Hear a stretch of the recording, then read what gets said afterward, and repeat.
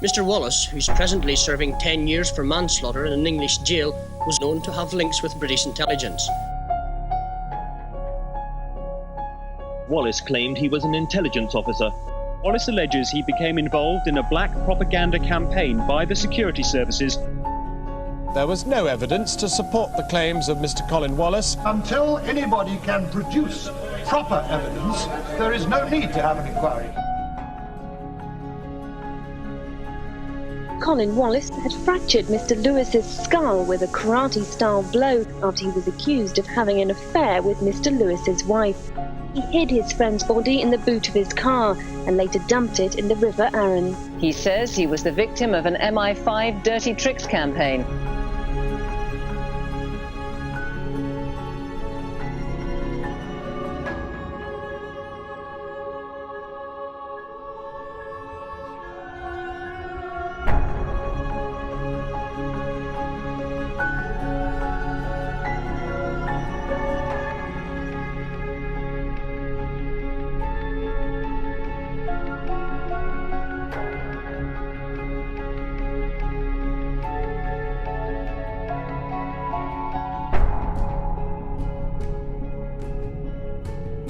The IRD, as a Foreign Office department, had to justify their position in Northern Ireland. And they justified it by emphasising the international links of the IRA by saying this is to do with Ireland, this is to do with the communists. And oddly, this is to do with the Vatican City as well, playing up the Catholic angle.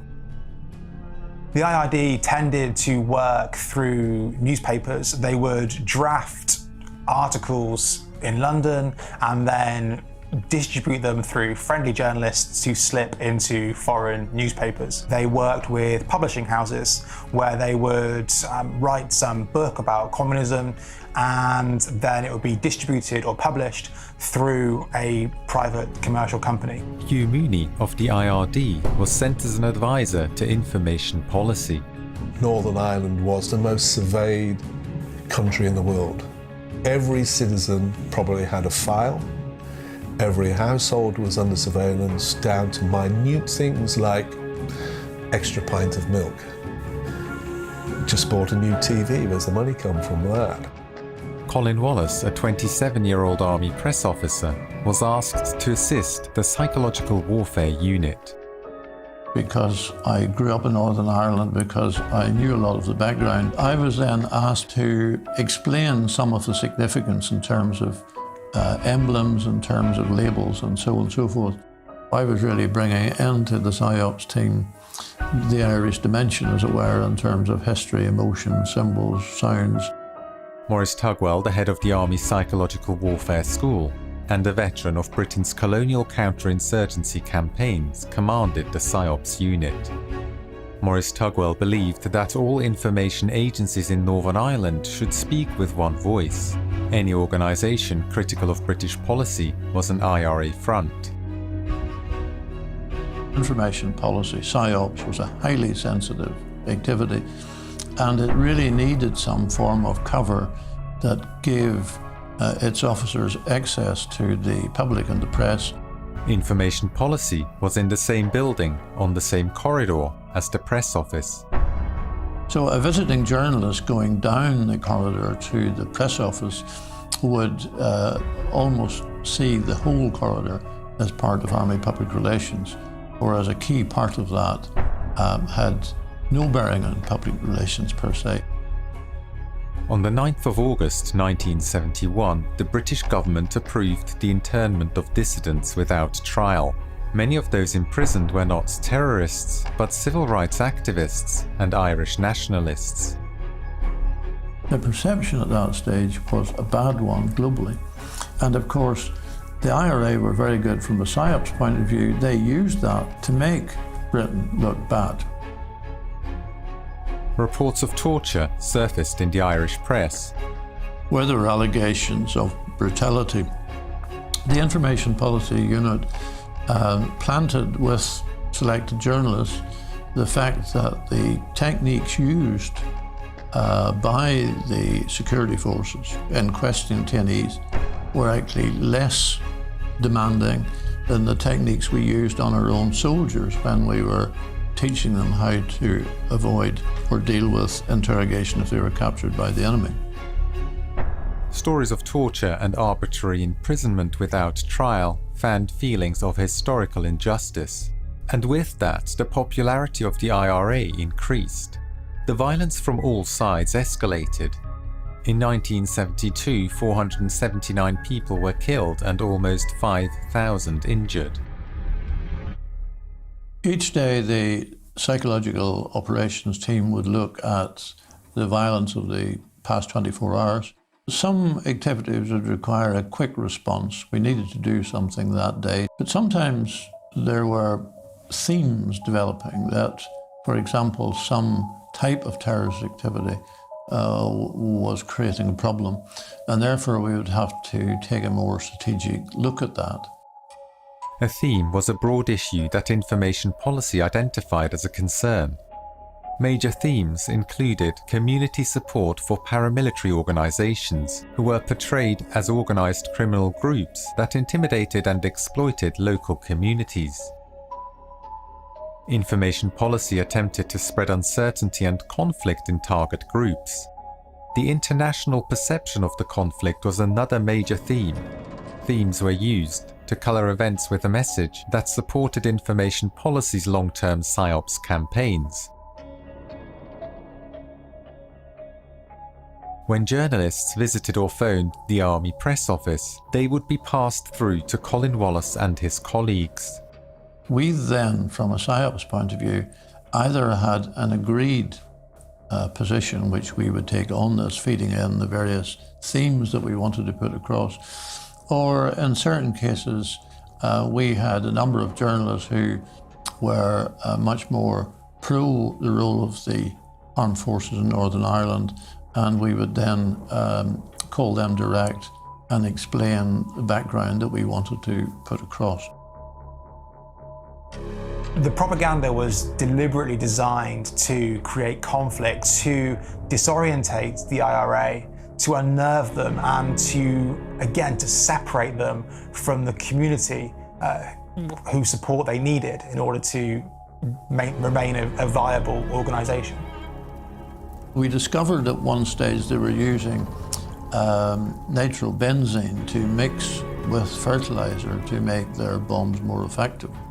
We discovered that nitrobenzene had a carcinogenic quality, and therefore there was a real danger that people mixing these explosives, unless they were protected properly, were likely to develop cancer at a later stage.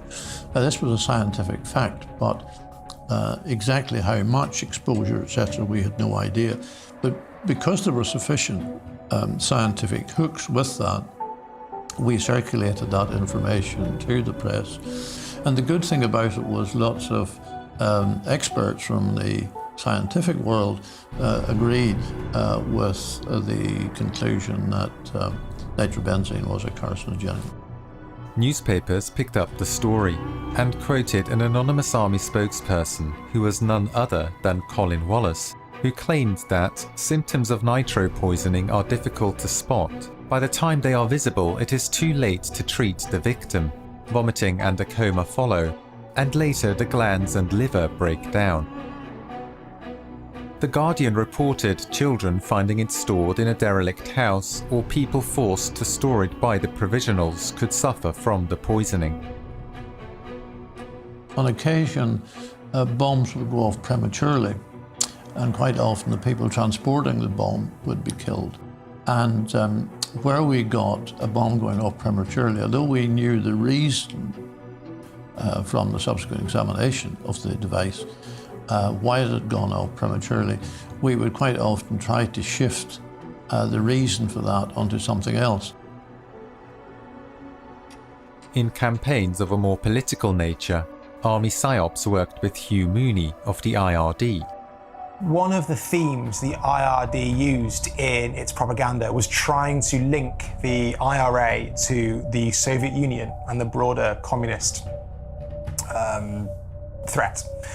And so one of their plans involved telling journalists or leaking a story that Soviet submarines were dropping subversives who had been trained by the KGB off the coast of Ireland. IRD acquired at one stage some photographs that the Royal Air Force had taken of a Soviet submarine off the coast of Scotland. A dossier was then built up by IRD, creating a credible story that this submarine, which then had moved off the coast of Donegal rather than Scotland, from the story point of view, that this was clear evidence that the Soviets were directly involved in the violence in Northern Ireland. So IRD set up a meeting with the News of the World in London.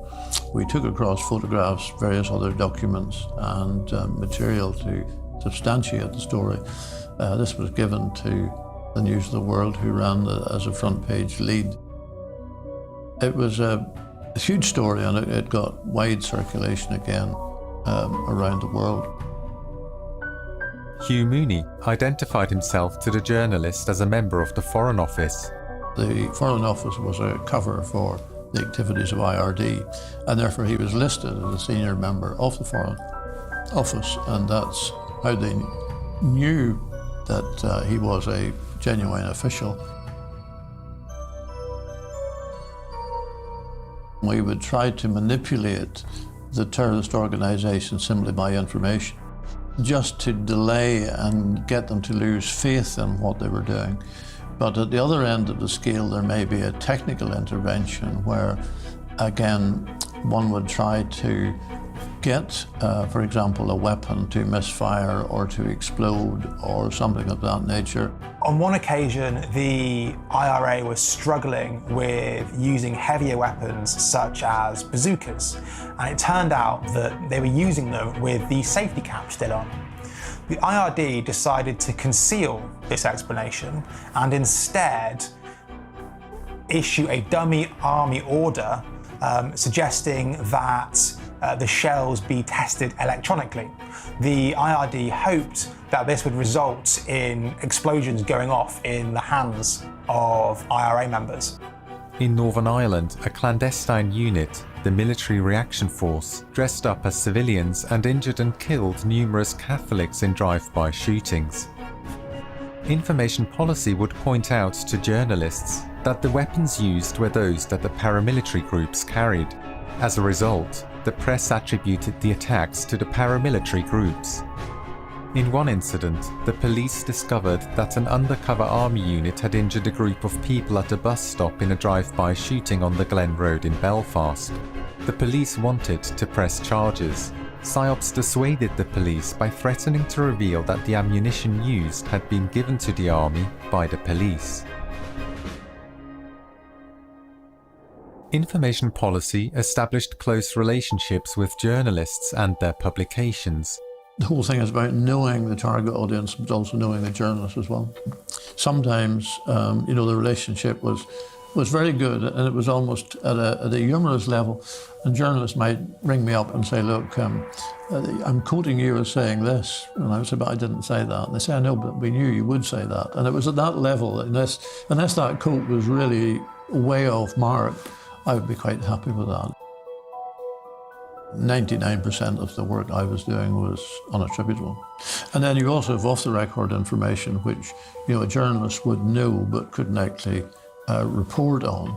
So literally that would just be built into their story without any reference to where it came from. Professional journalists are very good because they realised that if they didn't actually stick by what is a journalistic agreement after all, then probably we would not cooperate with them in the same way in the future. How important is it for PSYOPs to be believable? The press have quite often said that PSYOPs was largely about propaganda and using disinformation. But in the vast majority of cases, we were working on real intelligence. See, real intelligence is much more powerful because when the terrorists check out their own sources, it has to be credible. They have to be able to stand it up. If they can show it's false, then of course it's a waste of time and it really doesn't go anywhere. So most of the material that we used, most effective stuff, was genuine intelligence and had to be credible, not just from a journalist point of view, but it had to also be credible from a terrorist point of view.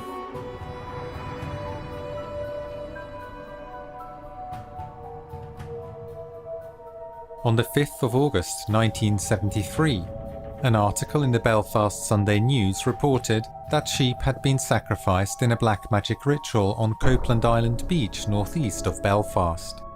It was a front-page headline in the Sunday News which lots of people read. The story was that sheep had been ritually killed and mutilated. That was the story. And that it was Satanists who had done this.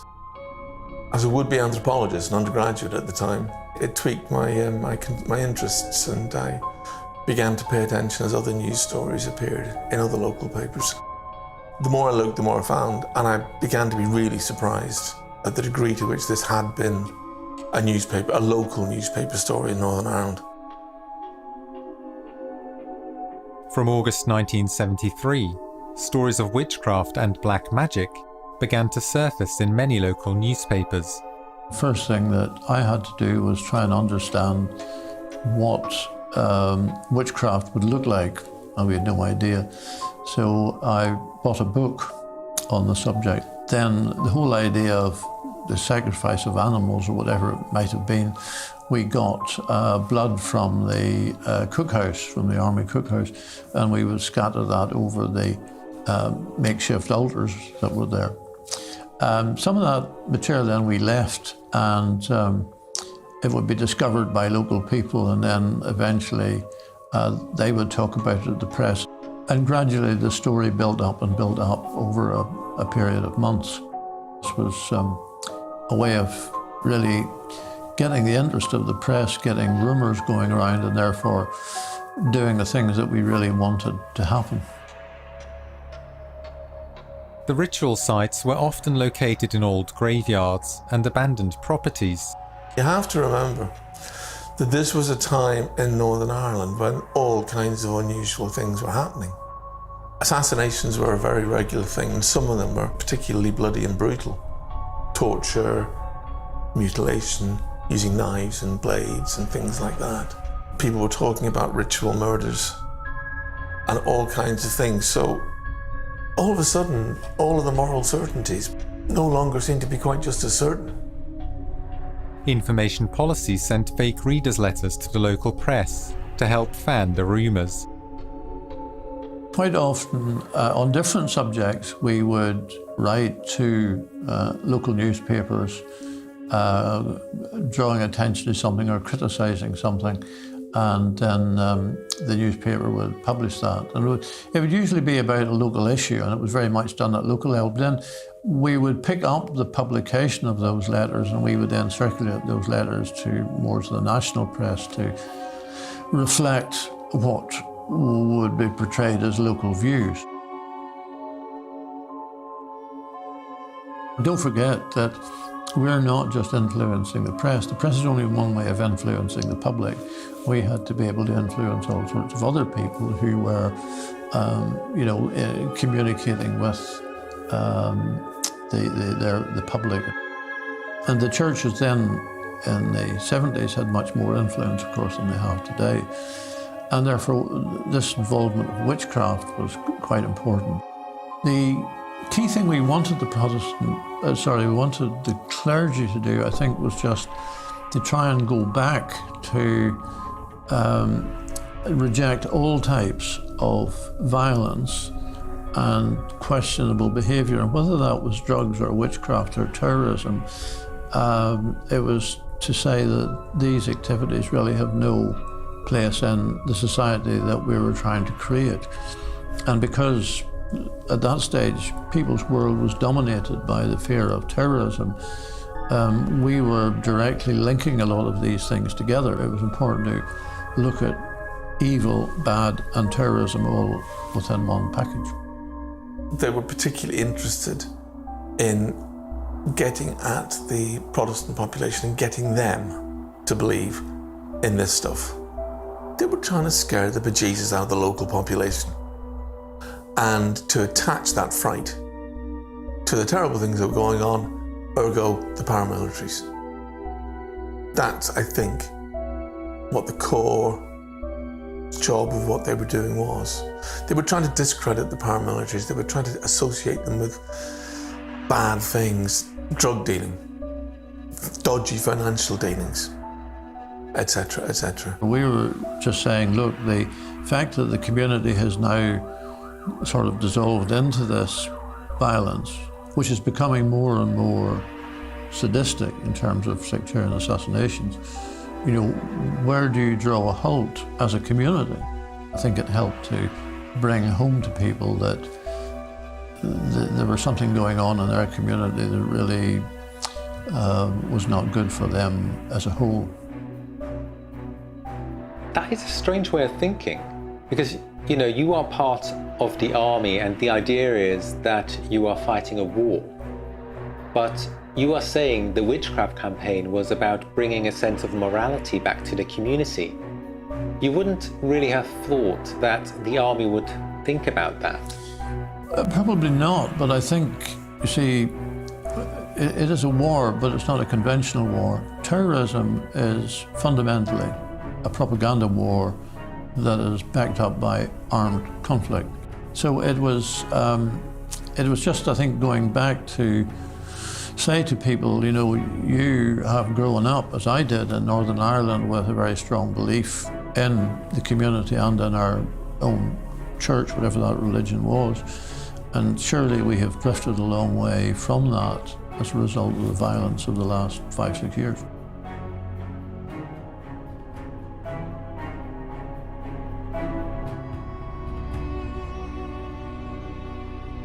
On the 8th of September 1973, the burnt and mutilated body of 10-year-old Brian McDermott was discovered by the River Lagan in Belfast.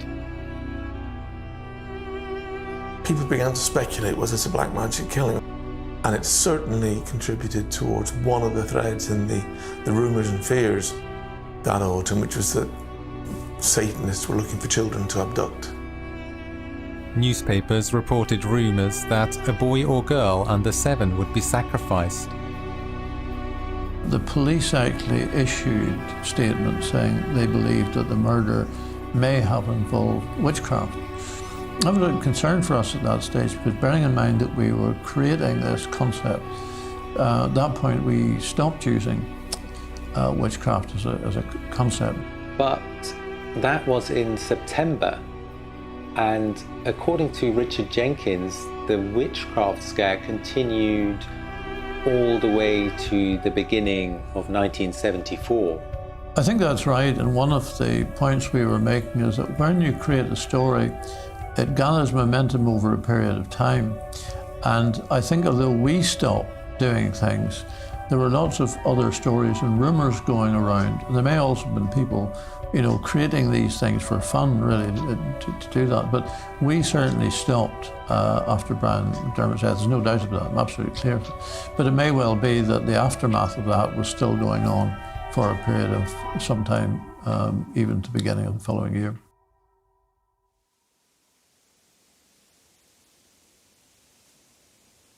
From early September to December 1973, there were more than 70 articles referring to black magic and witchcraft. By the beginning of the following year, the topic had almost completely vanished from the press. When the British Prime Minister Harold Wilson visited Northern Ireland, he was briefed by Colin Wallace. Would the Prime Minister have been aware that you were in fact in military intelligence? Oh, I don't believe they would have been. I'm sure he saw me simply as an army press officer. Did you yourself have a brief for when you interacted with him?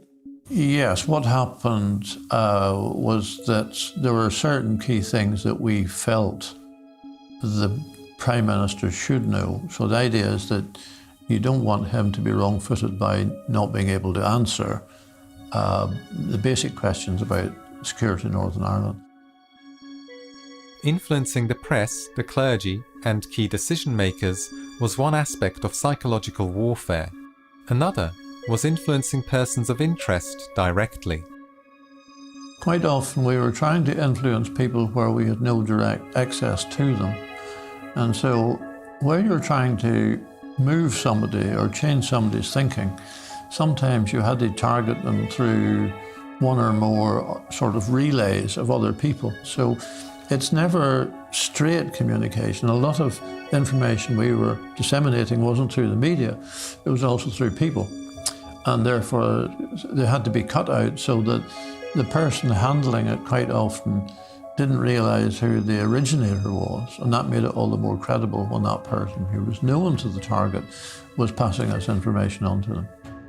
Information policy created profiles of persons of interest and people in their social networks. The key thing was that when you knew a lot about a person and the people they worked with, like any other part of society, there were people who didn't like each other, there were people who were jealous of each other. Because we had the relevant intelligence, if we could plant it in the right way, you could, for example, if one person was suspicious of another for some reason, you could increase that suspicion by feeding information in that would tend to reinforce their own views of that individual. So it was that type of activity. Could you explain more about the kind of techniques you used to create psychological conflict? I have to be careful with that, because what I don't want to do is actually share techniques that are still having impact. And so there's a grey area there, but it's basically along the lines that we're saying, first of all, is to identify relationships, look at how toxic those relationships or not may be, and then try to maneuver them by planting information in to have that effect. You build up quite a comprehensive profile of that person and their associates. Now, it may be that some of those associates are totally innocent of any involvement in terrorism whatsoever. They just happen to be good friends from school days and so on and so forth. It's really creating a picture of that person so you almost know what their response will be to something that you do. This is a very different use of psychology. And I think a lot of people wouldn't be aware that this knowledge exists and that people study psychology, for these kinds of purposes. I think that's true, but you have to be careful, because we did do lots of things that had a positive psychological effect. Like, for example, we ran youth clubs, we ran community relations. I was the Army's Father at Christmas, going around schools and hospitals at Christmas. We actually provided funds for projects. We took kids away from the really bad areas of Northern Ireland, from opposite sides of the fence, Catholic and Protestant together. We took them away to the mountains, camping. Colin Wallace was refused clearance to target high-ranking Protestant paramilitaries in psychological operations. These individuals, who at times colluded with the British Army, were on an excluded list. A number of Protestant clergy and politicians, on the other hand, were legitimate targets. PSYOPs targeted individuals who were not members of terrorist organisations, but who had influence in communities of interest to PSYOPs.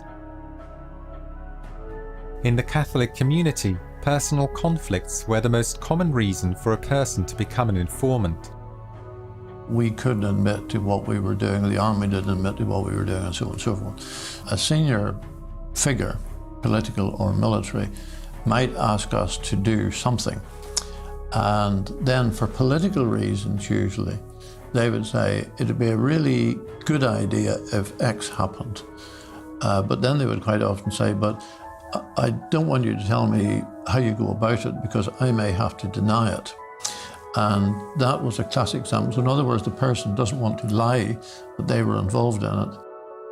Senior figures were deliberately kept in the dark about the specifics of campaigns, so that they could deny involvement should they be called upon to answer questions.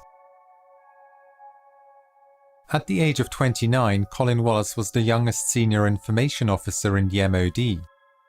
During his time in information policy, he was put forward for New Year's honours 3 times by his superiors.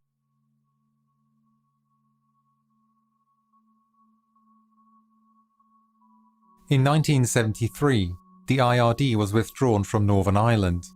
The IRD focused on framing conflicts both at home and abroad as part of a clash of ideologies between communism and the West. Army intelligence saw the IRD as involved in political propaganda of limited relevance to their anti-terror and counterinsurgency campaign. The military feared that having the IRD in Northern Ireland was undermining the credibility of their own PR campaigns. And Lisbon, the army headquarters, was becoming known as the Lisbon lie machine. Not long after the departure of Hugh Mooney and the IRD, a meeting was convened at Stormont Castle, the headquarters of MI5 in Northern Ireland. At this meeting, a campaign codenamed Clockwork Orange was launched. Colin Wallace was asked to liaise with an operative by the cover name John Shaw. He never came to Army headquarters at any time when I was there. All the meetings I had with him were at the White Gables Hotel. And I think the idea with that was that there would be no direct link, particularly with some of the information that we were using, between him and the Army. Colin Wallace alleges John Shaw supplied him with material that included smears on politicians from the three main political parties in Britain. Why do you think you were given that information, considering the sensitivity of it? No, say this was background, because if we're looking at, for example, the increase in violence, that has to be put in context, particularly if you're briefing journalists in depth or foreign journalists. So you have to explain at that stage what led up to the violence. So in other words, the violence was really the activity, but the background was coming from the briefing papers that I was given. Some of the forgeries that Information Policy and MI5 and IRD concocted in Northern Ireland came into my possession. To Merlin Rees, who at one point was the Minister for Northern Ireland. This is apparently from the American Congress for Irish Freedom, 1971. This was an IRA front in America. This is a letter apparently thanking Merlin Rees for his support, which of course Merlin Rees didn't support it, but there you go. According to Stephen Dorrell, some of the smears Colin Wallace received from John Shaw were already in circulation in Britain. Britain had a very sophisticated system whereby there were scores of people around the country whose job it was just to sit in bars, coffee bars, talk to people, go to clubs and spread rumours, and gradually kind of build up this idea about someone or some operation. It was smears about sex, accusations that Wilson had affairs. The British Prime Minister, Harold Wilson, had been sexually compromised on a trip to Moscow. There were accusations about, which is again kind of interesting in retrospect, about him being too close to Jewish people.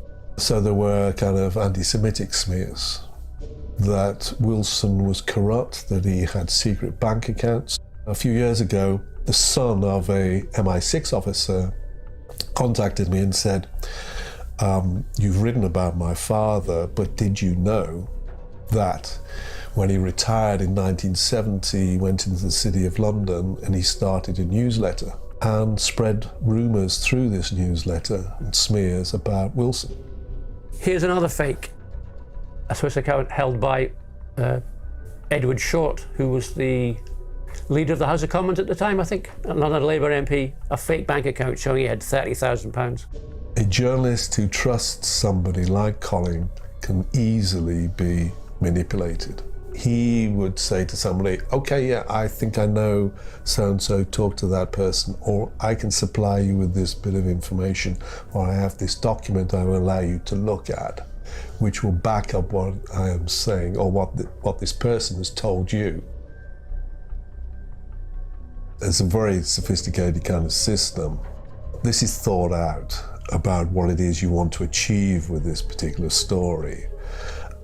This might be part of a chain. It might be part of an operation that's ongoing, with the idea that you kind of sway the argument, or you change the view of something, smear somebody. In October 1974, at a meeting with John Shaw, Colin Wallace demanded proof of political clearance for Clockwork Orange. He never saw or heard from John Shaw again.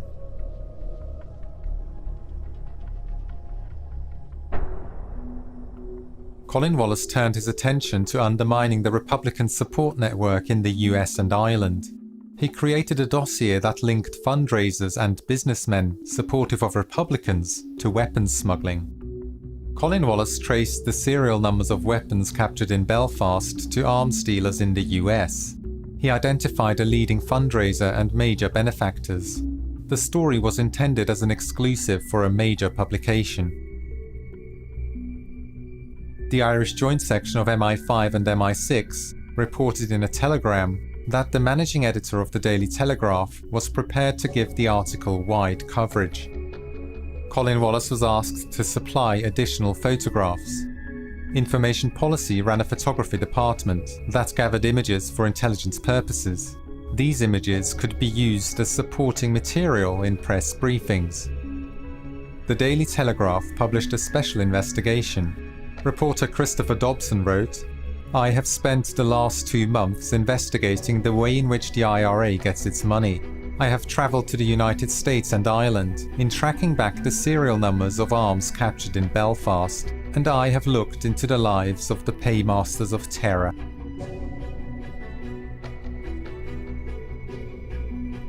The press helped Information Policy to target individuals and organisations to which PSYOPs had no direct access due to their geographic location. The article provided no evidence of the funding or smuggling of arms. However, the reader was left with the distinct impression that the individuals and organisation highlighted were responsible.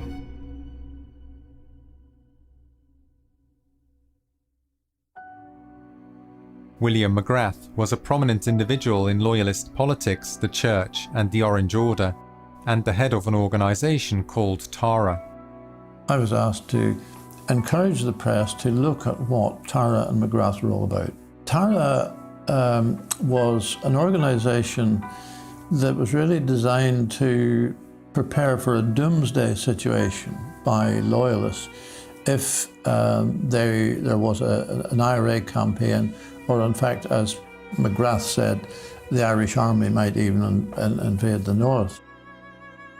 Attending the meetings of TARA, there were members of the Ulster Volunteer Force, which was then a prescribed Loyalist paramilitary group. And there were also police officers attending it. In 1973, McGrath issued a proclamation. It was designed to make the Roman Catholic Church illegal. William McGrath was also the housemaster of Kincora, a home for boys from troubled backgrounds between the ages of 11 to 18. Colin Wallace issued 3 separate briefings on McGrath. The press did not follow up the story. The army was informed by Special Branch that if they moved against McGrath, it would be a great propaganda coup for the IRA and significantly damage the political structure in Northern Ireland.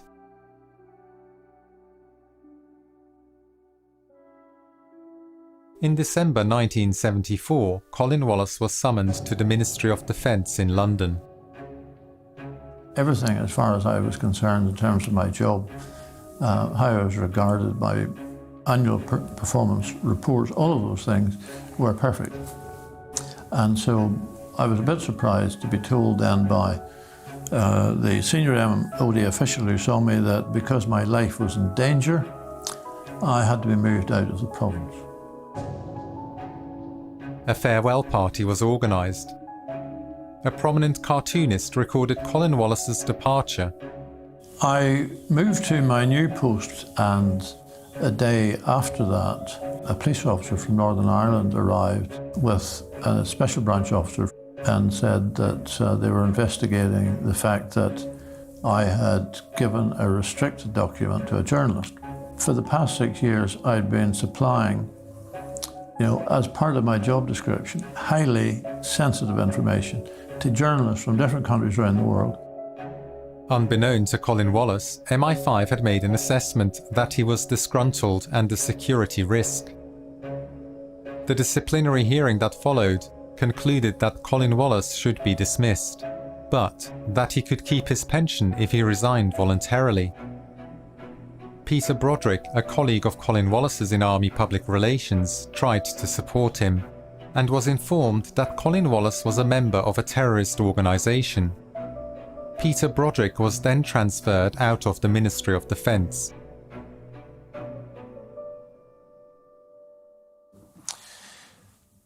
When my disciplinary hearing was finished, I realised that clearly it had been rigged, and I then engaged a solicitor purely for personal protection to tell him what had happened to me. He said that he was involved in dirty tricks against politicians in Northern Ireland, and he also said that this had now started to move over onto the mainland, and that he was involved in a dirty tricks campaign against mainland politicians, and in particular he mentioned Harold Wilson. Colin Wallace moved to southeast London and began to speak out about his work in information policy. He lobbied MPs, supplied information to the press, and wrote to the former Prime Minister. Harold Wilson already held suspicions that MI5 had undermined him and his government, and had communicated this to two journalists. He thought they'd mounted a campaign of denigrating him personally, of using official material that had been gathered and then misused by leaking it to newspapers. They released a book which was largely ignored. In 1977, the IRD was quietly closed down after an internal investigation into the plot against the former Prime Minister. I corresponded with Lord Hunt. He was asked to carry out the investigation into the alleged plots against Harold Wilson. And he spoke to a number of people, including the heads of MI5 and MI6. And he said that there was a plot, that there were dissident elements within both organisations. He wrote that report, which went to the new Prime Minister, and a copy of it was supposed to have been deposited in the Cabinet Office. I asked the Cabinet Office where was the copy, and they said they could not find one. Colin Wallace, unaware of the demise of the IRD, began a new life in West Sussex. In January 1980, the Irish Independent published an article on the abuse of boys at the Belfast Boys' Home, Kincora. The housefathers William McGrath, Joseph Mains and Raymond Semple had been sexually abusing the boys in their care. Politicians in Northern Ireland demanded a full inquiry.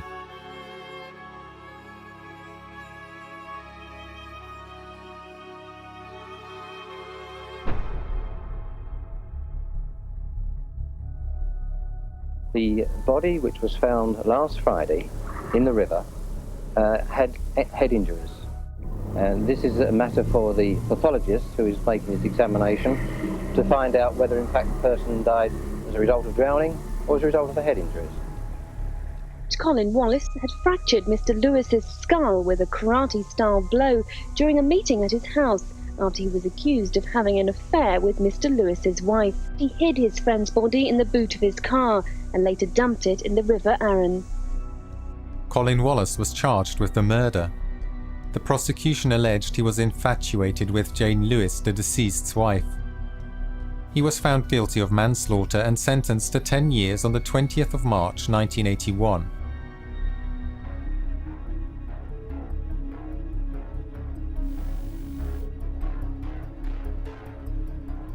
"65-year-old housefather William McGrath, seen here in the foreground. He ran 2 Bible study centres in Belfast in the 50s and 60s.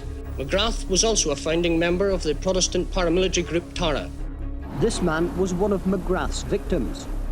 And he would come up like you're getting dressed, and then he'd start doing things he don't like, you know, he says. And so one time I was bleeding, I told him to stop. It wasn't pleasant, like this.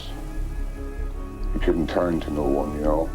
One of the Army's former press officers at Thiepval Barracks in Lisburn, Colin Wallace, is now a key figure in the Kincora investigation. Mr. Wallace, who's presently serving 10 years for manslaughter in an English jail, was also known to have links with British intelligence. Kevin Dowling, exactly what did Colin Wallace tell you in 1973? He certainly said that McGrath was a homosexual. You must remember that the conversation I had with him was in 1973. I don't remember the conversation entirely clearly. It has been suggested to me that McGrath was in fact some kind of an army informer, and that the police felt obliged to protect him in order to bring to book greater criminals than he. Exactly what part did British intelligence play, and were they aware that William McGrath was employed at Kincora? British Army files relating to the Kincora Boys' Home disappeared from Army headquarters. It was rumoured that William McGrath was an MI5 informant. McGrath, Mains and Semple, who ran the Kincora Boys' Home, were sentenced in December 1981. All were released in under 2 years. Meanwhile, Colin Wallace was still only at the beginning of his 10-year sentence. When I first got to know him, he was in prison. And it was bizarre. He was actually protected in prison. There were other prisoners believed him. And he actually had kind of bodyguards because they thought, probably correctly, that he might be killed, assassinated in prison. Clive Ponting was head of the legal department at the Ministry of Defence in 1983 and remembers a meeting with MI5 where Colin Wallace was discussed. There was never any suspicion that Wallace was making these stories up and it was all totally unfounded and very easy to rubbish. It was very much a matter that, that the story was being contained at the moment because he was in jail, but that in a few years' time he'd be back out again and could be expected to start making the allegations again. One evening in prison, Colin Wallace read an article about Fred Holroyd, a former military intelligence officer in Northern Ireland, whose experience bore some resemblance to his own. Colin wrote a letter to Fred asking for help. When I got to the prison, I realised this was the same man that I'd met in the secret corridor who had an office in Army headquarters. The MOD repeatedly were refuting that he was anything more than a civilian clerk with a Walter Mitty complex, and yet here he is with an office in this secret corridor with the political officer, MI5, MI6. All of the people who were running the army were in that office. I went on the same day the murder was committed. At the same time, you've got every man and his dog walking along that path. You've got fishermen overlooking it about 100 yards away on a bridge. You have all sorts of courting couples walking along and boats going up and down the river. The thing was, Trafalgar Square on a Saturday. The story that the police had put out was a lie. I also discovered a witness who had seen the dead man after he'd allegedly been killed by Colin. The police persuaded her not to give evidence. He was sitting by the window with the gentleman he was with, a man in approximately his 50s with thinning grey hair combed back over the top of his head. And as far as I remember, I think he was in a grey suit. Whatever exchange came from Jonathan Lewis, it was sharp and then back to looking at it and fiddling with his glass on his knee. He looked far from happy. She was frightened of the police. She thought the police were dishonest. Fred Holroyd doorstepped the boatman who had found the body. And he didn't know who I was. They all get very frightened when I arrive and start asking him questions about things that they're worried about themselves. And he said, I can tell you that the buggers wouldn't let me give the evidence I wanted to give, which was, that I'd reversed back and my propeller had hit the guy in the face. And that's what caused the wound. And I said, you're kidding? He said, no. So I said, are you prepared to put that down in writing? He said, well, if I have to, but the best thing would be to get me in a court and ask me questions, and then I have to answer in a courtroom, and the police can't do me any harm. When Colin was still in prison, he was, via his solicitor, he was sending out various documents that he'd written. I was unemployed, and in those days in Hull, in Mrs. Thatcher's Britain, in a place like Hull with unemployment at 10%, if you had something to do, and I did, the people on the dole would ignore you for years. So I carried on doing this journalism stuff. Lobster, an obscure magazine made on a photocopier with a circulation of 150, co-founded and co-edited by Ramsey and Dorrell, may at the time have been the only publication in Britain to take Colin Wallace's allegations seriously. I wrote this, which was 50 pages, an attempt to explain Colin's story. We printed quite a lot of these, about 1,000 copies, I think. And we went to London and had a press conference. So two hicks from the States turn up carrying this complicated, this big document and say, here's a big story. The media were not impressed at all. Virtually no response to it. In January 1987, Colin Wallace was released from prison. A journalist called Julian O'Halloran went to Lewis Prison, actually filmed Colin Wallace as he stepped out of the prison gate and interviewed him. And it was going to be broadcast on Newsnight. I was actually watching Newsnight when there was a great kerfuffle in the studio. Something had happened and bits of paper were being looked at and headphones were being checked. And what had happened was the Wallace segment had been yanked at the last minute by a man called Alan Prothero, who at that point was deputy director of the BBC. Prothero was a part-time army officer in the Territorial Army, and his speciality was media-military relations. I went down to visit him and Fred, and it was the middle of winter. We were sitting in Colin Wallace's unheated house. He'd come out of prison and he couldn't afford to heat it.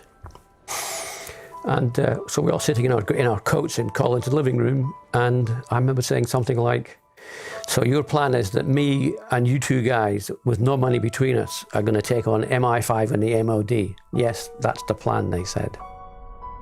Irish broadcaster RTE picked up the story. The record says that Colin Wallace killed Jonathan Lewis. Oh yes, absolutely. Did you? No, I didn't. I had nothing at all to do with his death. I wasn't involved in any way.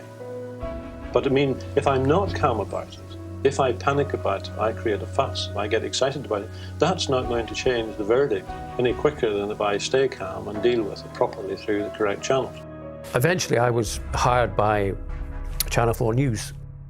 Colin had these handwritten notes that he claimed he'd written down from about this MI5 disinformation project against mostly against Labour MPs. Robert Parker of Channel 4 News went to a forensic scientist called Dr. Julius Grant. What chances do you think there are that these notes are forgeries? Well, from what I've already said, the chances that they're forgeries seem to be rather remote. And thus these documents were in fact written probably when Wallace said they were written. While we were working together on bits and pieces about Wallace, another journalist in ITN, who was one of their crime correspondents, began feeding information he was getting from the MOD, the Ministry of Defence, denigrating Wallace. We were also getting similar stuff from Professor Paul Wilkinson, a terrorism expert, again denigrating Wallace and saying he's a fantasist and a liar. Investigative journalist Paul Foote wrote a book about Colin Wallace. Wallace began to appear in the British media more frequently, including on popular ITV weekly debate show Central Weekend Live.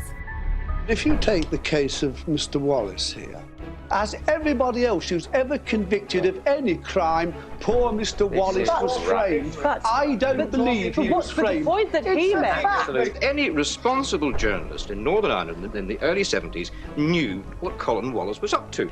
There was this gung-ho character who was running around at dead of night, shoving envelopes full of documents into the letterboxes of journalists. And you'd say, there's Colin's at it again. I, for one, I was probably the first person in the CIA who got into this dirty tricks business. They weren't as dirty as a lot of people Yeah, because a lot of people find it very objectionable. But just a minute. It's to blacken someone's a hell of a lot better than killing them. In World War II, we killed people. And then now, when we got into business, well, we were simply playing dirty tricks to prevent having World War III. You're the man that sparked all this off. I did not join the security forces to discredit the Labour Party, the Conservative Party, the Liberal Party. And because I was deflected from my main job into doing political disinformation, I was not actually doing the job I joined to do. Good evening.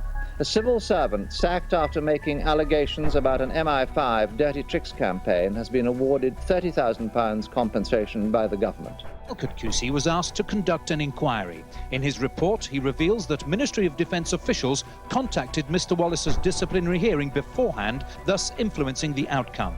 The Defence Secretary, Tom King, asked Mr. Calcutt not to write a full report. Labour's Northern Ireland Secretary between 1974 and 76 said he had been the victim of a dirty tricks campaign.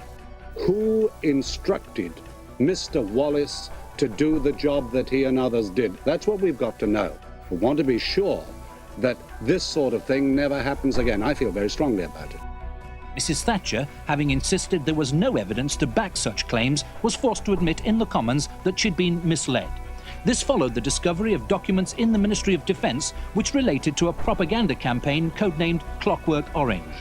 He's calling for the government to launch a full inquiry. Injustice to me is really a minor matter. The much more important matters are the allegations that there was an attempt to influence the general elections in 1974 and indeed the assaults on the children in Cora during the 70s. My aspect of the story really is only a minor one by comparison. The government specifically ruled out the reopening of the investigation into the alleged cover-up of the homosexual abuse of boys at the Kincora home in Belfast. Information about homosexual behaviour at the Kincora boys' home was used to blackmail prominent figures in Northern Ireland. After I left Northern Ireland, another intelligence officer came in called Brian Gimmel. He was told about the allegations surrounding the abuses at Kincora. He wrote a report about them. He submitted that report to a senior MI5 officer, Ian Cameron, who then told him to stop investigating.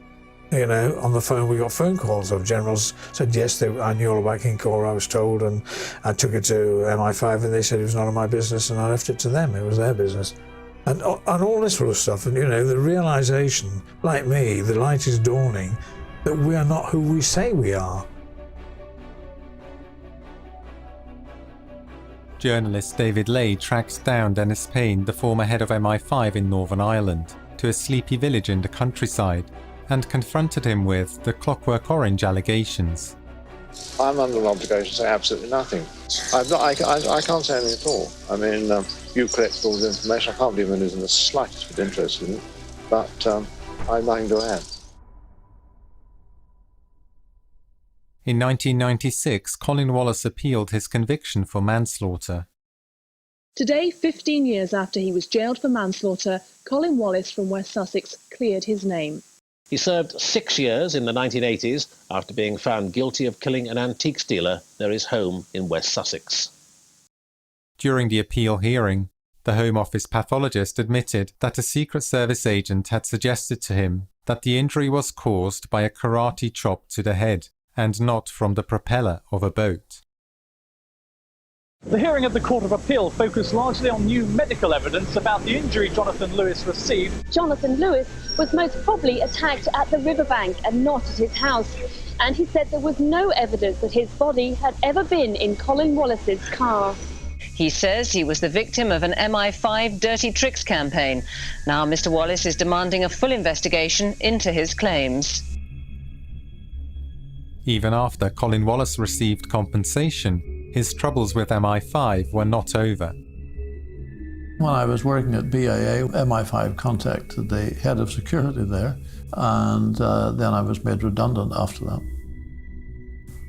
Now, I can't say MI5 was responsible, but again, why were they still meddling in my case after all of those years? The media reported Colin Wallace's appeal and aired his allegations. But they did not ask themselves what role they themselves had played in spreading fake news and what lessons they could learn for their reporting in future. Colin Wallace repeatedly called for a full investigation into his claims. But there was to be no full investigation, only an ever longer list of inquiries and legal disputes spanning decades, as the allegations faded from public view. We now look at probably 5 inquiries that all failed totally to do what Parliament assured the public that it would do. Still to this day, Colin is a problem. That there are major efforts to restrict what he says. Kincora is a prime example. The boys' home where it is alleged intelligence people were involved, recruiting people, used people, etc. The inquiries into that have been incredibly restricted. And Colin, on one hand, would be told, yes, come and tell us your story, tell us everything.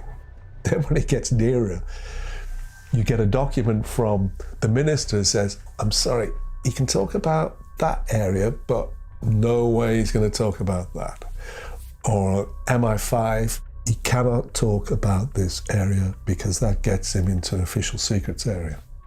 So even to this day, 40 years on, they are still trying to shut him up. The whole system, you see, is unaccountable and it's insidious. It's easy for the MI5 to just say, no, we don't do it, because nobody can prove whether they did or they don't. Today, the role the military and intelligence services can play in manufacturing and manipulating the news is considered a conspiracy. Despite extensive press coverage of Colin Wallace's allegations, not a single person in a position of authority has been held to account. When Hugh Mooney of the IRD was asked under oath at a public inquiry about his PSYOPs work, he lied and claimed he was never involved in PSYOPs, despite overwhelming evidence to the contrary. Hugh Mooney walked away, no questions asked, and became a successful businessman. This is a very, very secretive society. It runs through everything. Secrecy is the British disease. It's not anything else, it's secrecy. If you believe in the democratic process, there has to be oversight. And at the moment, we don't have oversight. Because vetting is an important issue for politicians who are looking for ministerial appointments, and service people or police officers moving into the higher level, you must have access to classified information. If MI5 don't agree to you having that clearance, if they take that clearance away from you, then your career is doomed. So you never know about it. It's an invisible threat that's hanging over people all the time. And therefore the danger is that MI5 has almost an invisible degree of influence that really is way outside what it should be. And it's therefore virtually impossible to challenge MI5 on some of the decisions they make. Politicians are careerists, most of them. They want to go up the ladder, become ministers. And if you start criticising or investigating the army or the intelligence services, this will not do your career any good whatsoever. And this is also true for journalists, not a good career path. This is sticky stuff. People are saying, well, why are you fighting with the army and the MOD? Surely you're a part of that. I'm only fighting with the MOD because I was given no choice. Because the MOD didn't even talk to me. If I hadn't fought when I did, I would probably still have a conviction, and I still wouldn't have got the admissions out of the government that we've now got. People realise that the full truth hasn't come out. And although authorities think they may have been clever and been able to dodge around the issue, the public have a totally different view. People are pretty aware of when things are not actually truthful. And they know at the moment they haven't had the full truth about what has happened in Northern Ireland. So, could you share some of the areas of the Troubles that are still closed? I can't say precisely, because that would put me in jeopardy. And it would put Colin in deep jeopardy. But there are certain areas of the Troubles which haven't simply not been talked about at all. You know, there are things about there's a suicide in Northern Ireland of a military intelligence officer. One of the key events, it's an official secret. A suicide is an official secret.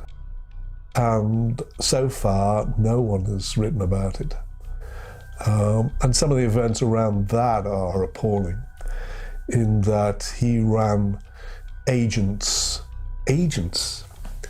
who were 14 and 15-year-old Catholic schoolgirls.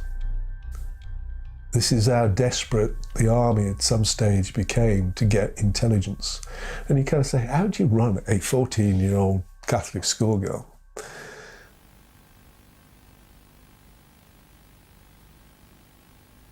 In the story of Colin Wallace, the press helps direct the present by spreading fake news, and the media helps digest the past by creating a discussion about the past. The role of departments of the state in creating and shaping reality is not acknowledged. And even after the media has become aware of this, it does not inform the public of the implications of that omission. Power is not held to account. No key decision makers are held to account, and they and their organizations make no admission of wrongdoing. the files that would serve as proof of their actions, either destroyed or hidden. In this story, the press serves as a complex mechanism that helps to reinforce and legitimize power. Allegations of wrongdoing and injustice become lost in inquiries and legal disputes that drag on to this day and that most people no longer understand or believe. We are told that a free press will hold power to account. But what of those individuals and institutions that will never be held to account, and have never been held to account? Should the press include that truth in its reporting? Or are some truths destined to be nothing more than versions of fake news?